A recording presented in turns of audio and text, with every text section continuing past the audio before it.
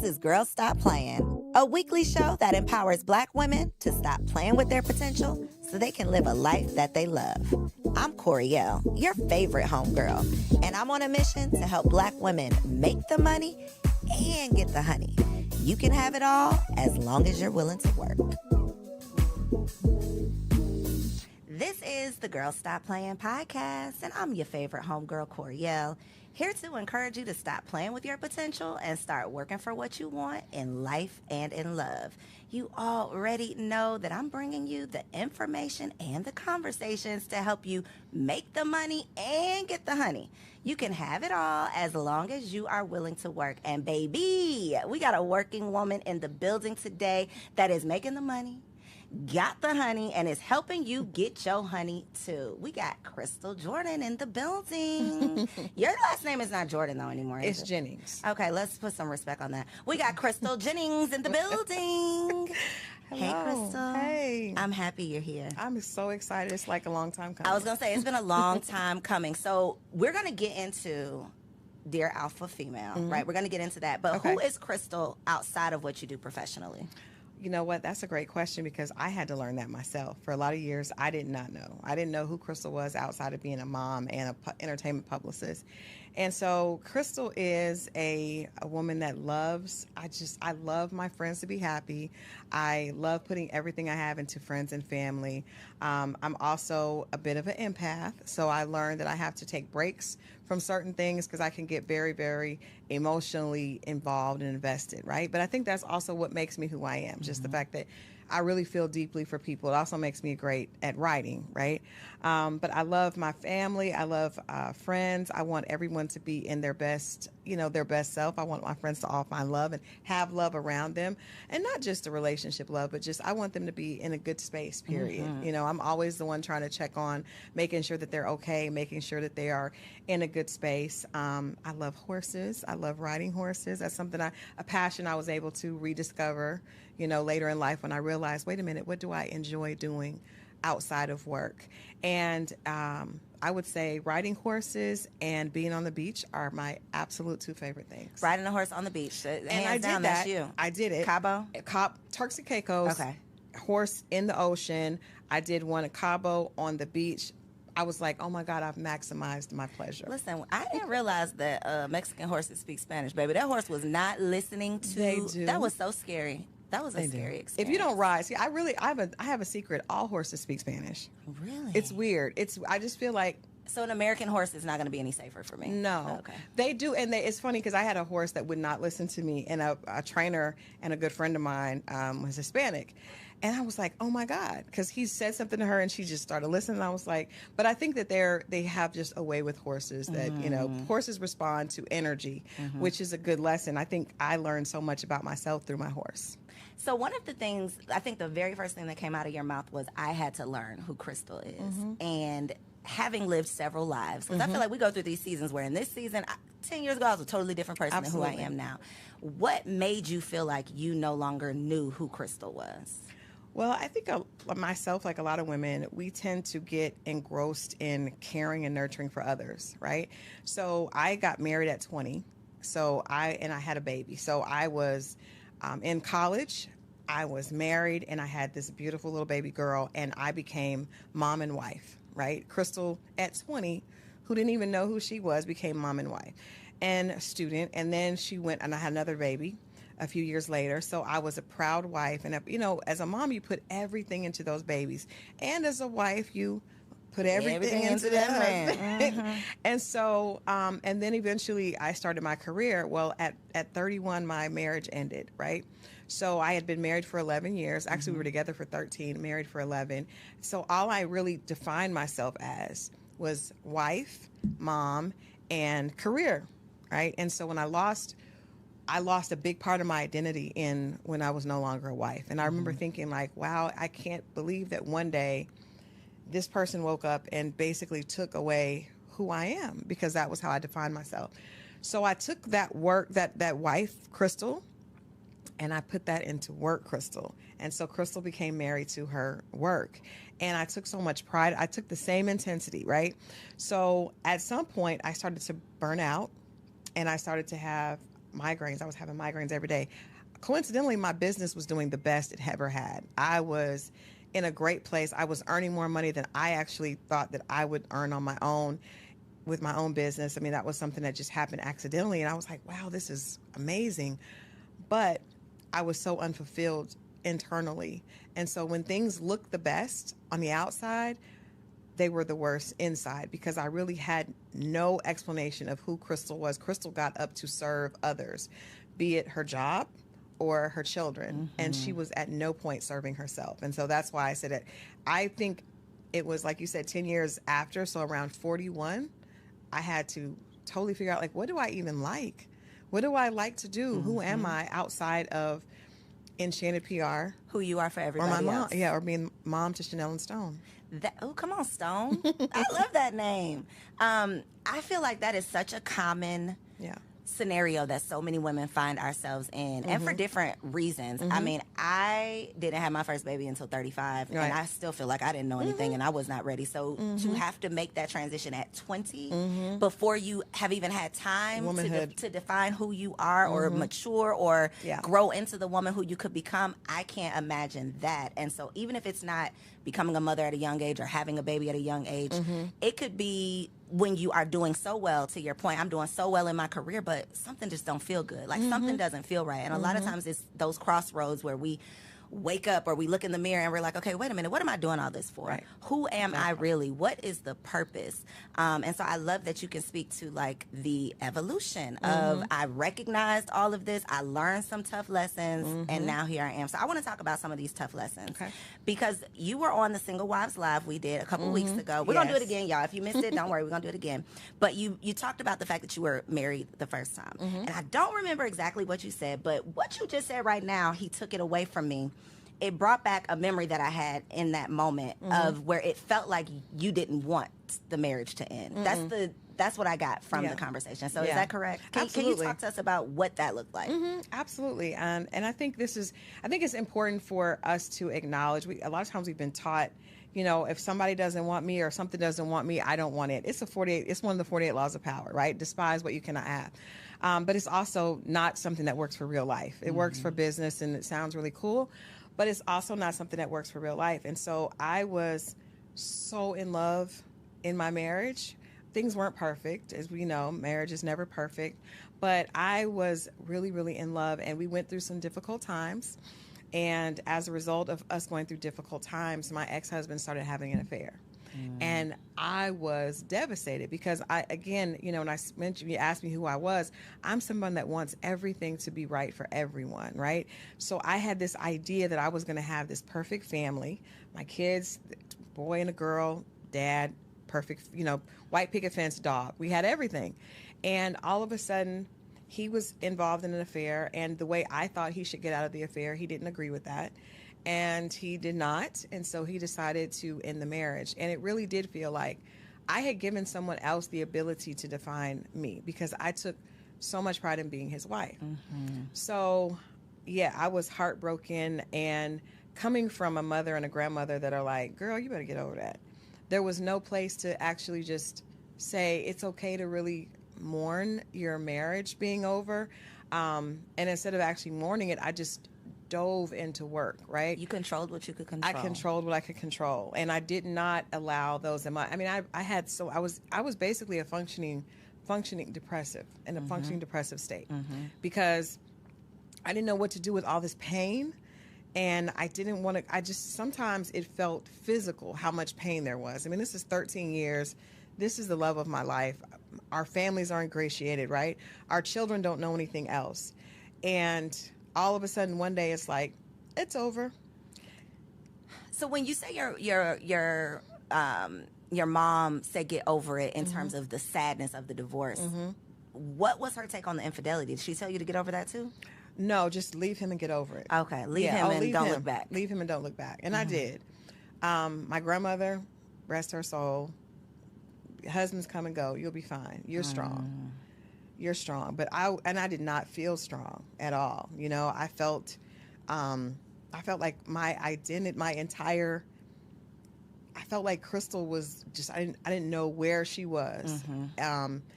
I grew up without my father. so when I got married, he became my sunshine. I remember writing a essay, and it was like, this is now like the sunshine of my world. So, and that was dysfunctional, but you don't know it's dysfunctional until you get out of it, or until you know. And so, yeah, I definitely, there was no one I was telling my one of my mentors and my sister, Dr. Jerry Godhigh, like, I wish I had someone like that in my life, someone that says it's okay to not be happy about your marriage ending. It's okay to admit that you don't want that. Everyone in my family, they were doing this to help me because they wanted me to be strong, right? Girl, forget him. He wasn't doing you any good anyway. That makes you feel like, though, you have to act like that. You know, now I have to pretend like forget him, but I'm crying myself to sleep at night. I would leave, Coriel, I would leave, because I met you years ago when I was probably in this state, and I would come to events, totally made up with celebrity clients, and I would get in my car and I would cry on the way home because I didn't want to cry in front of my kids. And I couldn't cry to my friends because, girl, you're fine. Your business is doing good. That part, you got money. You got these celebrities. You should be fine. And that is what I think social media is making that even worse, because people think that if you got all of these things, not that you don't have problems, but I feel that people think that you should get over your problems. They do. Like you got all of this. You shouldn't be complaining about that, and that is unfair. If you and I'll take it a step further.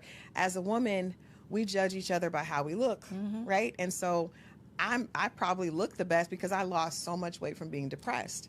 So I was depressed. I wasn't eating. I was miserable, but I was in this area that kept me in a very high profile position. And so people thought I was doing amazing, but I was the most miserable inside. And that came out later, with headaches and migraines that I couldn't get rid of.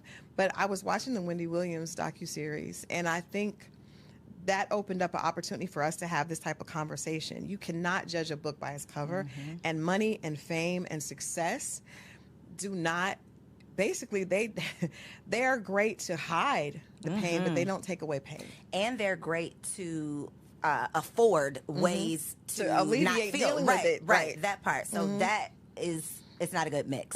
Having a whole lot of money and poor mental health, not a good mix. When you talk about, though, the level of pain that you were going through, that pain, it's all emotion, right? Whether whether the pain is sadness or anger, usually it's still coming from that same emotion. Place, right. So when we say, oh, the bitter black woman, or you just, the type of woman that people are talking about on these podcasts, that woman, I don't think that we as a society, we don't give her grace to say and to recognize that she's hurt and she's not just angry. And if she is angry, she probably has a reason to be. It's a hurt little girl that can't be hurt, because weak is worse than being.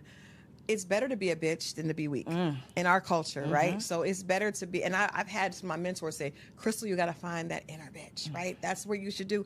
And that comes from a scared little girl that wants to protect herself. I'm an animal lover, so I know when you look at animals that are sick are the most dangerous. They are the most, animals that are afraid are the most dangerous. I remember, I believe God sent my horse to me to teach me about myself. I thought she was mean as hell because she would not do what I want. She wouldn't submit. She was not friendly. She was afraid. And that fear created a bitch, right? But like I said, our culture, we will, as a woman, as a black woman, I was taught you can be mean, but you can never be weak. Can't be sad. You can never be weak. Cry. Girl, get up. Get up. My grandma said, you don't have time to sit around and cry. You got them kids to take care of. You got to get up.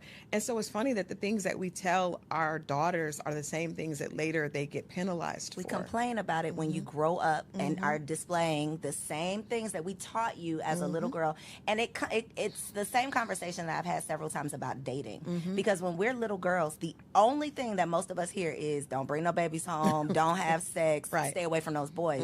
And then when you turn 35, everybody says, well, where's your husband? Why are you not married? Right. I mean, it makes no sense. So that is the whole point of having these conversations is so that we can teach our daughters or our sons a better way of doing things based on the lessons that we've learned, because we love talking about these statistics. But we don't look at why. I was talking to one of my girlfriends today, and I've had this conversation with my guy friends. Even we talk about men, right? Black men in our community. Most of them are teaching their daughters to be independent. And I said, you are teaching your daughter to be a woman that you would not want to date. And if a man is not there in the house, you're still teaching, because you're always teaching, even if it's intentional or non-intentional. So my father taught me that I couldn't rely on a man because he wasn't there for me, right? And my girlfriend, whose father was in the house, he constantly taught her, make sure you can take care of yourself. Make sure you can take care of yourself. So those, and we know that when you're young, that is just porous ground. You plant those seeds. That little girl, my daddy said, I always got to be able to take care of myself. So then she gets to 28, 29, 30, and the first thing she knows, I got to take care of myself. And now we tell her, oh, you're an independent Black woman. You're going to be single forever. But I'm just doing what I was taught. I'm just following the directions my daddy gave me or didn't give me. Exactly. It's literally, it's literal insanity. The same thing we do to little girls, mothers do to their sons. They raise their sons to be the men that they hate. Absolutely. All of the things that y'all are complaining about, you are grooming your child to do the exact same thing. And men are training their boys to be a man that would not deserve their mother. Because when you encourage him to be promiscuous and you use it as a badge of honor, they use it as a tool of success. Don't worry about girls now. Get all the money that you want and you can have all the girls. But he had a mom. So, and we know little boys' first love is their mom. And so that's a dysfunctional relationship that they're taught from the beginning. This is not what I should look for. What I should look for is to have the upper hand so I can have all the girls. And then the moms come along and say, oh, he's got money. My son is cute. He's going to be a heartbreaker. Ma'am. It's literally speaking. This is what we're speaking over our children. So I would love to know what were the lessons that you wanted your children to learn on the other side of your divorce? It's like we look at it like post-divorce and pre-divorce, almost like, post-Christ coming in after, because it was such a big impact on my kids. My son was 9 and my daughter was 12. That's a really horrible time to go through because they're both coming into their identity as people. And I think the biggest thing that I've wanted them to know is that they don't have to always be right. Because, I have a great relationship with them because I learned I was of the mindset that I had to provide and I had to make this perfect life for them. And when the life became unperfect, they still loved me. And I remember thinking like, wow, after the divorce, I didn't have the money that their father and his family had. And I thought, they're not going to want to be with me. But the fact that they said, Mom, we want to come with you, then I was like, oh, wow. So you don't have to be perfect. You don't have to be perfect as a mother. And I want them to know that as young adults, they don't have to be perfect. I made a lot of mistakes. Their dad made a lot of mistakes. But you can always pivot. And I think a lot of us we feel like we got to be perfect or we're hard on ourselves. And so I'm proud of them, but I always wanted them to know I was very open. Like, Mom didn't know what to do. She thought she did. She had you at 20. And it's okay to say, I need help. It's okay, not just financial help, but it's okay to say, I don't know what to do with these feelings, because I went to therapy and I put them in therapy. Right after the divorce, I had no idea what to tell my kids. And they were my everything. And so I said, I've got to get some help and I got to put them in some help. So they didn't want to go, but I made them go. And I think that it taught them it's okay to need help with my emotions.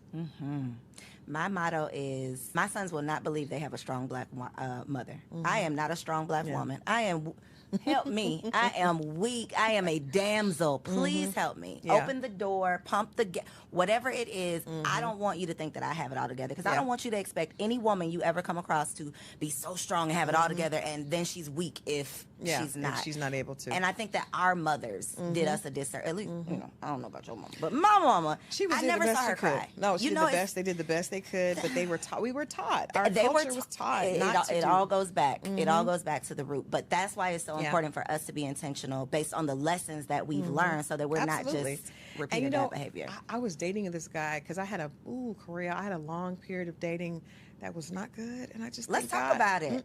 So post divorce, what did that look like? For a long time I didn't date at all because I was afraid. I was afraid of men, just after going through such a traumatic experience. But when I did start to date, I didn't know how to date because I got married at 20, and I got married outside of Atlanta. So I was in this very just horrible dating scene in Atlanta.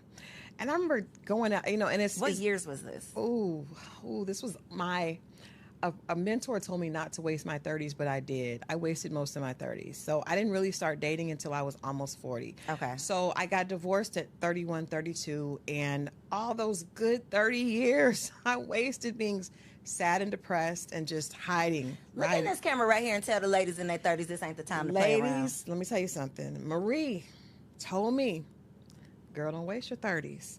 And I am telling you all, do not waste your 30s. Figure out how to get healthy and figure out how to love yourself and enjoy you in your 30s. That's the biggest thing I would want to tell women. Like, don't waste that time. I look back and I'm like, girl, you was fine. You had all those good years. Yes. But, you know, God works it out. He's a good God. But I didn't start dating until I was like 37, 38, really. So look at all the good time. However, but it wasn't too late, baby. It wasn't too late. So the husband came later, but first some very horrible experiences and then some good experiences. Okay. So, but I remember in particular going out with this guy, and I was working to the point where, because I work, you know, that's just what I define myself as. And I would work, and then I had the kids, and then he expected me to like do all the house stuff as well. And I was like, we're not even married yet. Like, you know, I don't live with you. And he said, well, my mom did it. And I was like, wow, that's the first time I realized that we are teaching our sons incorrectly, right? Mm-hmm. Because my son, now that's one of the reasons I tell my son, mommy didn't have it all together. Because I don't ever want him to expect a woman to be his workhorse. Can I say that again? Like, I don't ever want my son to expect his woman to be the workhorse, because I wasn't that way by choice. It happened. My mother wasn't that way by choice. My grandmother wasn't that way by choice. But this man said to me, well, you can do it all because my mom did it. Now, what does that look like when y'all aren't living together? That looked like we needed to be apart. But did he think you was going to come clean his house? Or like, what did he thought, because that's what he thought. He thought a woman's purpose was to make sure that's that every level right there. Oh, It was. I had never had someone articulate that to me, but I appreciate him for sharing that with me, because I understand that it was because he saw his mother. Mm-hmm. That's all he knew. In dysfunction, right? And as a little boy, that was his idea of what perfection was. Most men either idolize their mothers, or, you know, or it's the opposite. But I think I think I called my son because my son was in college, and I was like, listen to me. Like, I did all that because and he's like, Mom, I know. But I think that women need to understand you're teaching when you're not talking. Kids pick up more on what we do than what we say. So he had been taught that a woman does not need a break. She is able to work, you know, until she's bone tired, and then come home and clean, and then come home and then do some other porn. And then throw it back in the middle of the night. A porn star in the bed. And if she doesn't do all of that, then she's not worthy, and you have a right to cheat. So I was able to, you know, relieve myself from that situation. But I learned that there were a lot of men so many women say that, you know, men are intimidated. I don't think that the right man is ever intimidated. I think that men are smart enough to know how to push our buttons. So when you have a situation, because women, we tell, especially when you want to find love, you meet a man and you tell him everything you want because you're hoping that he's going to step up to that, and he's listening to everything you said. Mm-hmm. And if he sees you as a wife, he will act accordingly. And if he doesn't, then he's going to play games, and you've given him the playbook. Mm-hmm. So he knows that you probably are an overachiever. For us, you know, what I define as alpha females that are overachievers. And he'll give you some more things to do. Mm-hmm. And I had a girlfriend that was an OBGYN, amazing, had her own practice. And she's like, well, I'm trying to learn. I'm trying to have a threesome. And I was like, do you want to have a threesome? No, but he says, if I don't, he'll leave. He tapped into the fact that you are a perfectionist and you want to show up and do well in everything that you do. This beautiful sister was trying to go to the sex club. She was doing all this stuff, and I was like, girl, you are a whole OBGYN. That you are She's like, but he wants a woman that's doing this. She was leaving the practice to go and make sure she cooked. Girl, what happened with these people? Are they still together? No. Did she have a threesome? No, she didn't have a threesome. No, but what I'm telling you is, it sounds crazy, but in the minute, because you got to realize, especially right now, the season is ripe for everyone is dumping on career women, right? It's fun. Mm-hmm. Oh, well, you think you're all that because you have that degree, but what about what do you do in the kitchen? What do you do in the bedroom? And so those of us that are overachiever, well, I can do it all. Girl, sit down. Please. He's not the one for you. He's not the one Wow. for you, because the one that sees you as his queen and as his wife, he will not be looking to play with you and make you do more for him. He will be looking at how he can make life easier on you. That part. And that's when we talk about, how God is good and he comes around. If you just wait and then you do what you're supposed to, you do That your part, work. that part. You must wait wait. and do the work. You Because must I've wait. talked to therapists and relationship coaches who talk about the fact that they get clients who haven't dated. They've been single for a decade. But you Oh. have done zero You've work. done no work. You've done no work. So a decade later, you're going to be still in making the same- same bad decisions. That part. Thank you for saying that. Because I told my goddaughter this weekend, I said, one of the things I would do differently, because I didn't date for probably about 6 years. But when I started, I was emotionally very immature, because I was still, actually, not only was I 6 years behind, but I hadn't been in a relationship that was outside of my marriage. I didn't date since 20. You were a teen, So I went basically. back, and I was an idiot out here because I didn't know. I didn't know. And so it's important that you do the work, and it's important that you don't avoid dating because of fear. Because if you do, then when you start, that same fear is going to be there, and you're going to run from it, or you're going to make decisions out of desperation Yep. or out of fear, and those are always the wrong decision. But it's interesting that when you find the man that sees you have to find the man that sees you as his wife, not the man that you Think is had gonna be wanted your to see as your husband, because that we have some of those. But it's really important that he sees you that way, and then you will be able to tell the way he treats you, the way because There's it's no totally question. different. There is literally no question. And it sounds, until you have experienced it, it sounds like, oh, they just saying, it's like that when you know, it sounds like, okay, that sounds real good. But the way that you are treated, like being loved properly, Right. it is like a totally different experience. And it will make you say, what the hell was that? What was I doing? What was I doing and why? Like, what was wrong with me? But a lot of it is how you treat yourself. And so for me, when I was dating before, I wasn't treating myself well.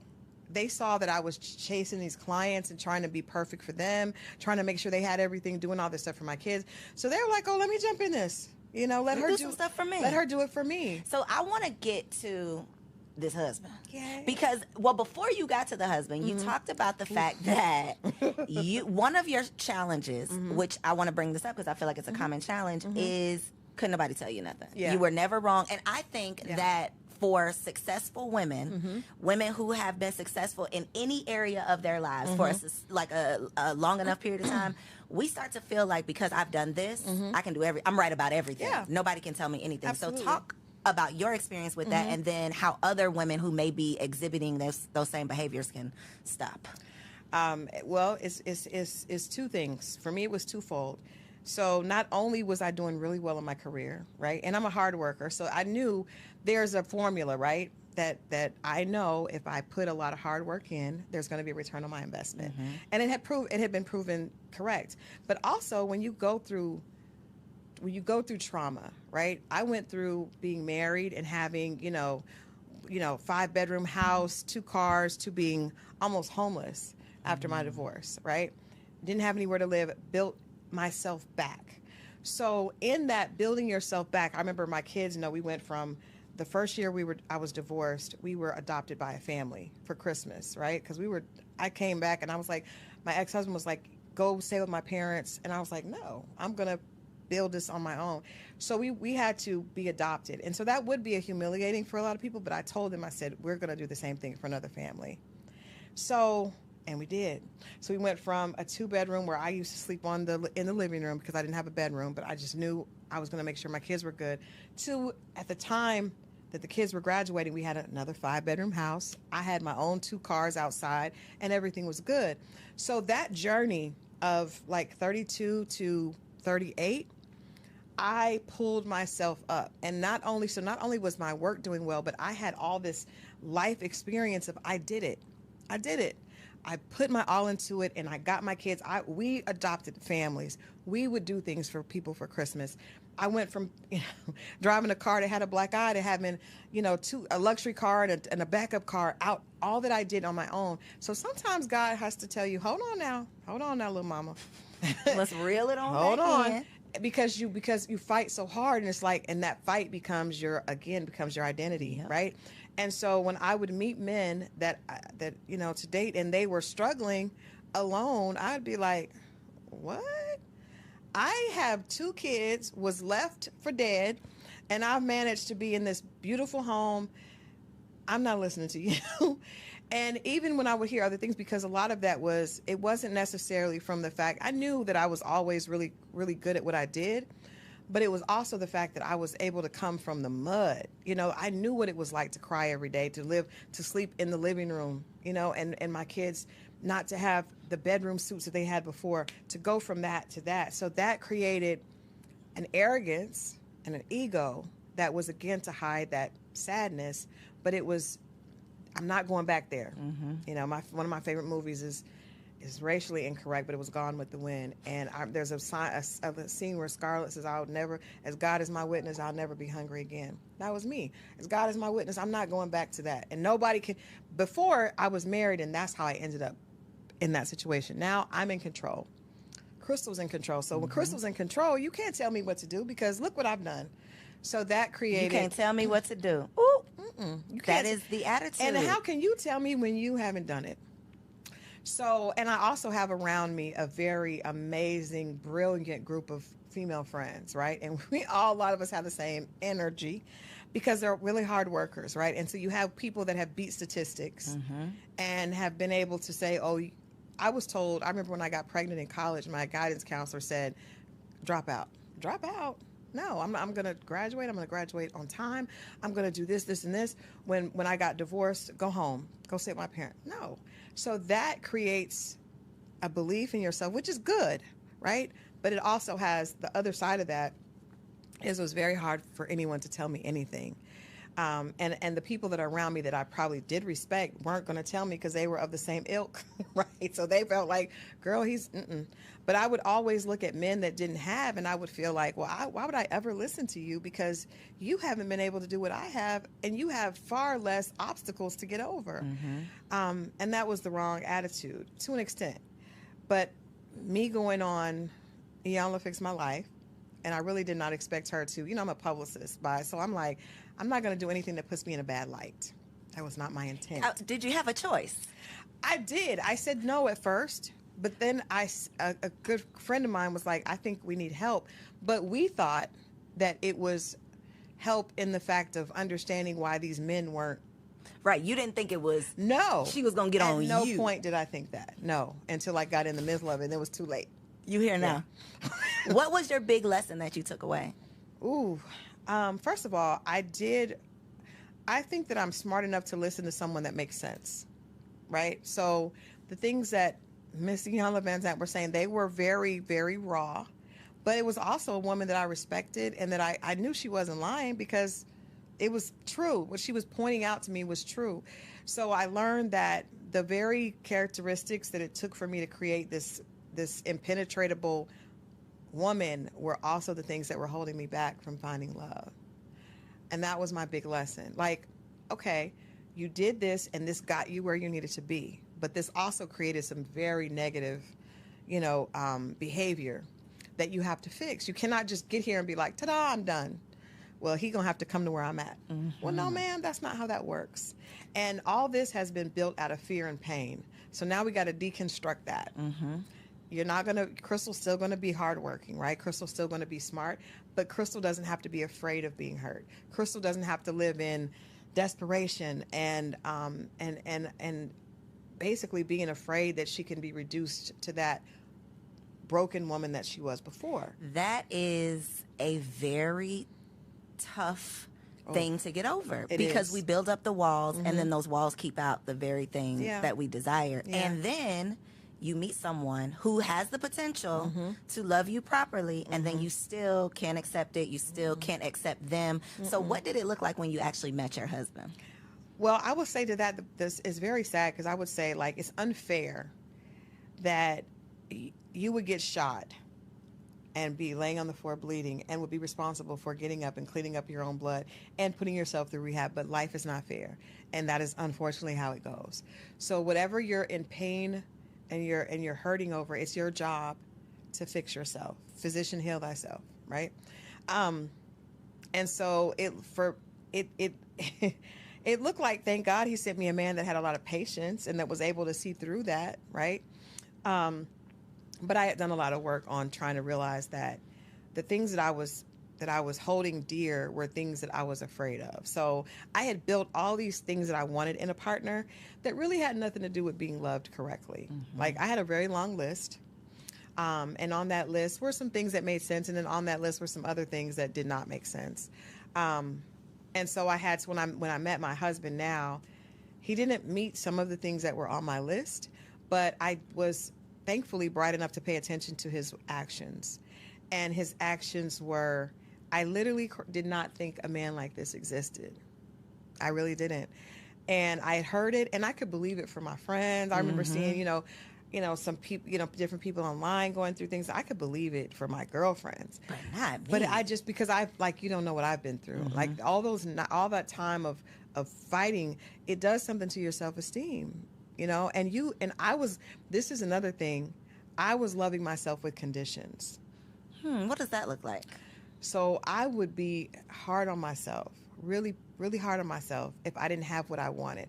So I've always been a perfectionist. I always was like that. So I was the kid in class that was angry if they got a 95. I wanted 100. I was always like that. So when I was single, I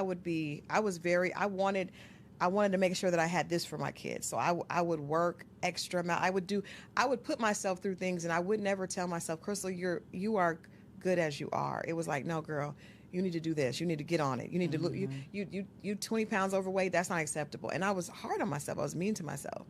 And that did push me forward. So let's be honest. Sometimes when you're hard on yourself, the gift and the curse. It is the gift and the curse, but it's not good when it comes to relationships, because if you don't know how to love yourself unconditionally with your extra pounds. I was talking to a girlfriend on the way here, and she was like, "Oh, I'm getting liposuction." I was like, "Okay, cool, but we need to know that you're beautiful as you are." When we don't know that, and then we meet a man and we expect him to know that, the right man is not going to want to be with you, because he's going to realize that's going to be unattractive to him. It's very unattractive. So that was a part of the work, is how do I love Crystal even if she doesn't earn this amount this year? Because me and my girlfriends are very results driven. We get together, we look at our vision boards. What is your work plan for next year? What do you, and I love it, because we push each other forward. But at some point it needs to be like, girl, even if you don't achieve that, you're still good. You're still good. So when you went to Iyanla, you got yourself together, you met your husband. How did your transformation affect your friends who may not have evolved or went on Iyanla? Well, I think the beautiful part is my friends, because I'm a writer and because I talk, I have conversations on relationships. I was a relationships editor before I was in a relationship. And I remember thinking, that's weird. And I don't want to be that person that's talking about relationships that's not in one. So what I did is I just talked about everything. I would write about things from a positive perspective. And one of my girlfriends challenged me to do that. She was like, Crystal, it's enough negativity about Black love. At least when you write from this perspective. And I didn't know it to be true. I was writing what I thought were lies. But so I had an audience. So I think my audience extended outside of my immediate friend group. So when I got married, at my wedding, so many of my friends got up and told my husband, I'm not going to get emotional, because that's what this moment was just so emotional, because so many of them told him, she deserves this so much. And I did not know that they saw me that way, right? So, guy friends and female friends were like, oh my God, we're so happy that you came. She's so happy. We've never seen her like this. And they've seen me successful. They've seen me enjoying things, but they've never seen me in the essence of Crystal, because there's something about you when you're being loved. And I have love for my children and love for my friends, and there's nothing that I want to take away from that, because I have an amazing group of friends. I love my babies to death. And I have a great group of just my outer circle is amazing. But there's something about when a man is loving you the right way, that makes you feel like a woman in a totally different way that you feel You're when you're lighter. not. You're lighter. And they responded to that. I almost felt bad. I was like, he probably is like, what was she doing for? Well, damn, what? Because everybody was like, oh my God, we're so glad you're here. But I think, and I've had so many people, my immediate friends, and even people I talk to online, say, I believe it. I love seeing what you, because they saw me. They saw it. Unfortunately, the world saw it on the young. But look at the other But look side. at the Because other if they side. see that episode and then they come Yeah. Googling you, it's like, oh, she Yeah. got her shit together. And look at her now. She did. I'm going to say this. Let's don't say she has her shit together. Let's say she's Working on her it. shit. She's working on her shit, because my husband still tells me, that's one of the things we still go back and forth about. And you have to learn. If I could tell women anything being single, I understand work is important, because we have got to get, social media has convinced us that the most important thing in life is getting the bag and being snatched. So it's contour and couture, right? But if you don't work on loving yourself and finding out who you are outside of that, it's going to be very difficult, even when God does send an amazing man, because you're not going to know how to receive it and just to be loved. It sounds cliche, but you know what I mean. It's not easy. It is not It's easy. not easy. I talked to Coach LaTanya. I talked to another one of my mentors, Ms. D, Dr. Jerry. God, I talked to all these women that are married and understand, and they're telling me, Crystal, there's still so much work to do. But the beautiful thing is, I recognized this man because of the work I had done. I recognized, wait a minute, this may not fit the exact profile, but I've never been treated like this. And then understand that you deserve it, right? And Not then running away from not running it. away from it, even when it's easier to run, and having to adjust. So many women are like, well, he has to do. No. The very idea of being a wife means that your job is to make that man better and serve him. His job is to make you better and to protect and serve you. But so many of my friends and so many women I see online are looking for a man that can do for them. And I know, like, well, you're not ready. Because if you're ready, then you know that marriage is about sacrifice.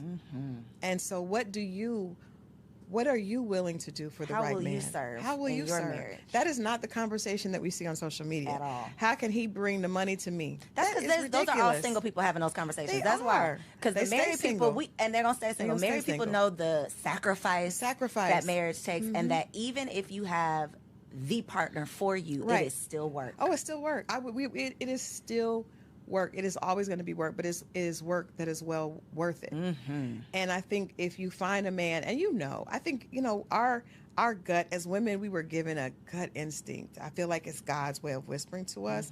We ignore it. Yep. But so when that fool was telling me that I needed to be the workhorse like his mom, I remember the older I got, I was like, I recognize things. Even I dated some great guys. They just weren't the guys for me. And because I started to be able to be in tune with that, with Crystal, once I started to love Crystal, she started to speak to me in a different way, because before she was just chasing. Stop chasing and allow things to come to you. And my husband, when we met, he told me, just take my hand and let me lead you around the obstacles of life. And I was just like, who is he talking to? I did not need you to lead me. Look what I have amassed, right? Look what I've led myself to. And he was patient. I remember being just difficult. It was just difficult. But he saw that, and now I see different things. He gave me a different perspective. It's not all about how much money you earn. It really is about the quality of life and what you're enjoying. And his perspective is so different. And I think I've been able to give him different perspective as well. But it is really about serving. And I hope that my goal and my purpose, Iyanla told me this, she said, this is not for you.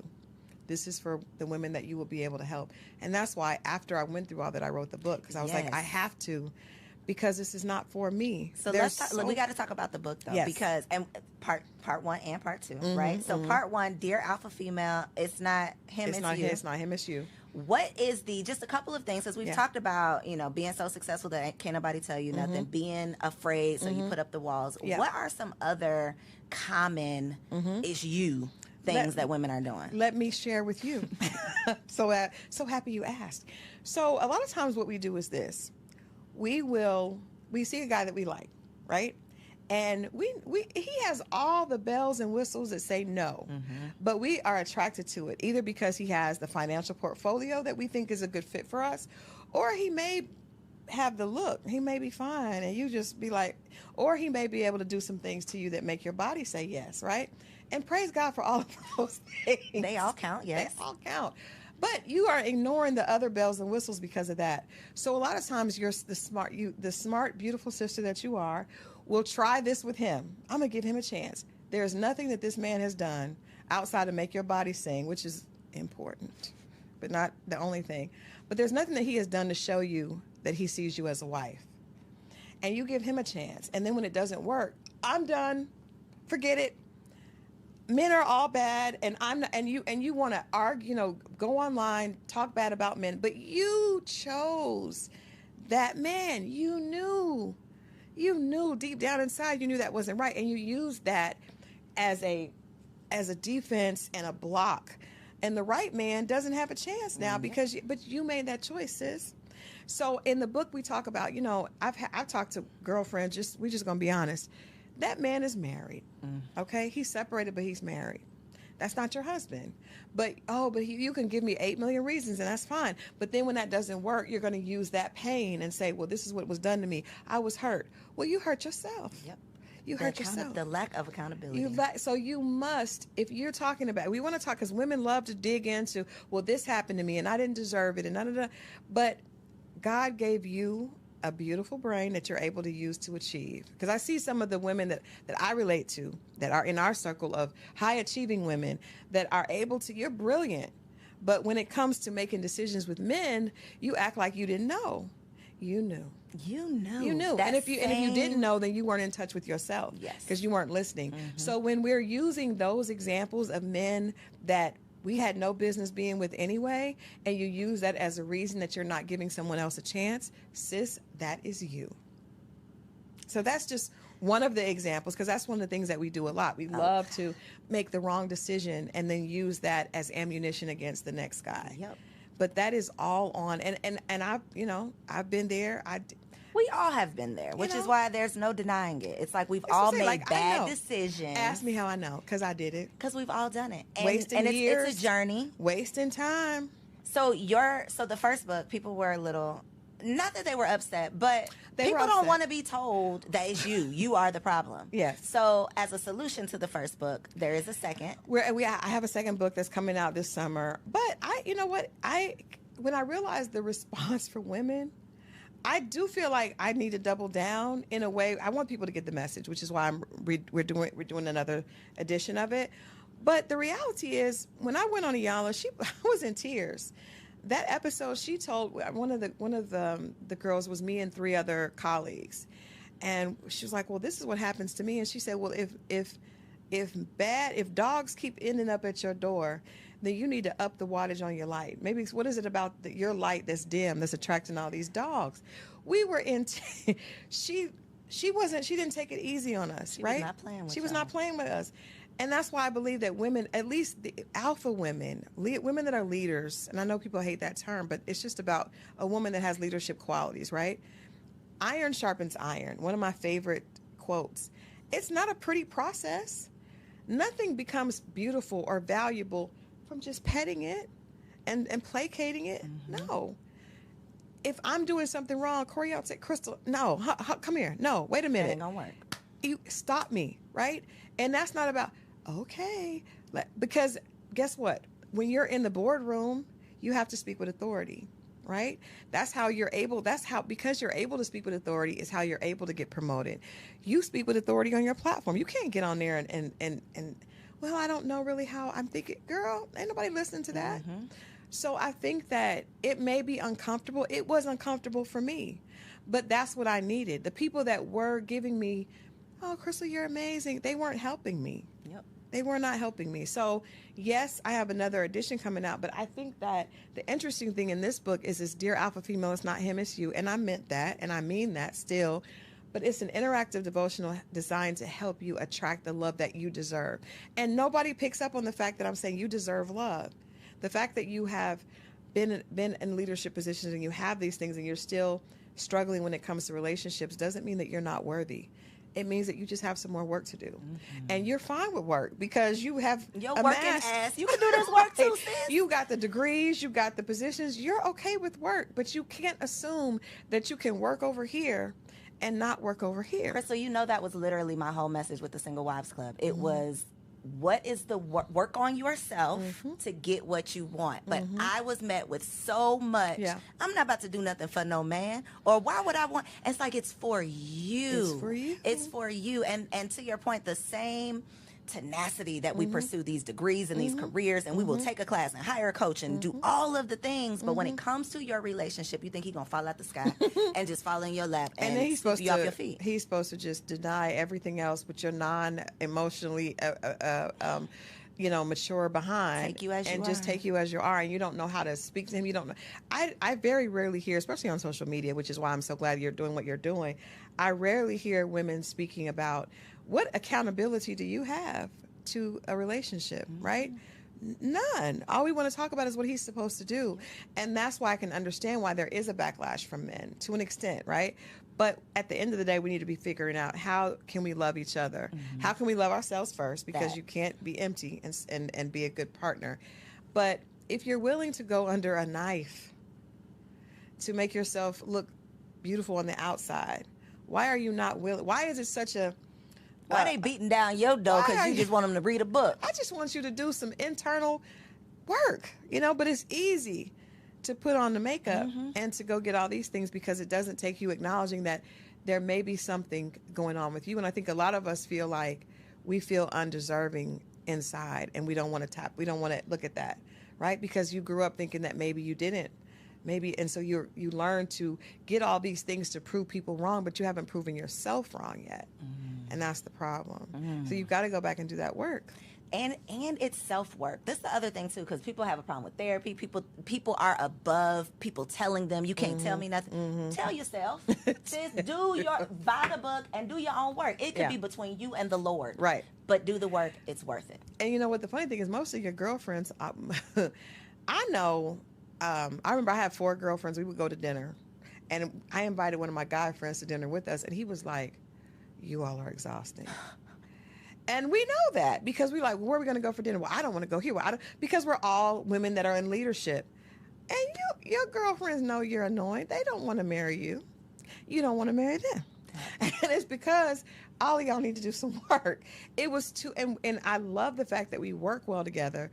But at some point, so I just tried to say, you know what, with my girlfriends, I just want to, y'all already got the work down. You got that part. Let me just ask you how you are. Let me just talk about something else. Let's just focus on, so when you come to Crystal, it will be more about, what are you doing for you? Because you got all the girlfriends that are going to be like, let's talk about the work plan. I was one of those girls.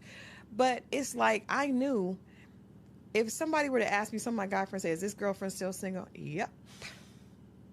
You know that, though. We know that about our friends, but we don't tell them. I tell them. Well, but now I do, because I didn't know before. But I tell them, and they know. How do they receive it? They honestly, because, I mean, these are my close friends. They know, and they know that I'm telling. They know In that love. I'm living. And you're telling them Proof. in love. And they know that I'm still struggling. I did not learn to not have I still sometimes have the laptop in the bed. But my husband was like, this isn't going to work. You need to cut this. Where are the boundaries for work? And every girlfriend I have doesn't have boundaries for work. I literally told my husband 3 days ago that I've been treating my marriage like a side chick. And I've decided that my marriage is going to be my business. That's what y'all need. That's it right there. Yeah, that is it. that's Because it. even if you meet the man, it's it's not going to just magically, you're going to just throw your laptop and close down your business. You're It's not struggles. going to do that. I'm so struggling. it's still, listen, it's a constant struggling. struggle. And I think that hit me kind of hard, Coriel, because I probably, if my husband sees this, he's going to be like, all in my face. I don't want him in my face. Leave us alone. But We're trying. but I'm trying. I'm working on it. He knows I'm working on it. But that's true. And I think if you have to get in that mindset, it's like when you go to college, right? And you go back to work on your advanced degrees. You get in the mindset of, no, I'm getting ready to start this master's program. So I got to, I know I'm going to have to be on it. If you really want a relationship, and I hate that we have to talk about it like this, but this is what we understand. Is what we get, yeah. I understand. I was like, well, I want a return on my investment. Well, you can't get a return on your investment if you're not willing to sacrifice. every return on investment comes with sacrifice. Gotta give up something. You got to give up something. And so if you really want a loving relationship, you have to be willing to sacrifice. And you have to be willing to consider that what has worked for you has to change. I had a guy friend tell me, when you get married, that means that you are willing to change and a lot of women just want to add the man on the side. And you just come along and get with my program. Yeah, I'm already doing this. And I want him to look a certain way and earn a certain thing, and I just add him to the mix. Mm-hmm. Well, nobody wants to be treated like that or looked at like that. So he's going to go find somebody that's going to make him the priority. Needed and feel like he has a place to fit in. I think that's some great advice for single women, too, is creating space. Yep. And it could be physical space, clearing out a drawer for this man that you're manifesting, or actually carving out time where you say, these are my boundaries. Practice closing your laptop now. So that when you meet the man, you're not like us and having a hard time. Please. I'm still having a hard time. It's a struggle. It is. Getting off not taking work calls after a certain time. But see, those are boundaries that Crystal didn't set for Crystal. And I'm telling you what, with every guy I dated in the past, it was unattractive. I just didn't know it. I thought they were intimidated by my success. No. They didn't care about it. They just wanted to talk to me. And because I wasn't available, they found someone that was. I remember I told a guy, he asked me to take me out, and I looked at my calendar and I was like, I don't have any opening for 2 weeks. And my single guy friend was like, Crystal. But I didn't. I was like, I'm traveling. And they were like, that ain't how this works. Date you? Yeah. It's not intimidation. I think so many women are going to hear what you're saying right now and be like, oh.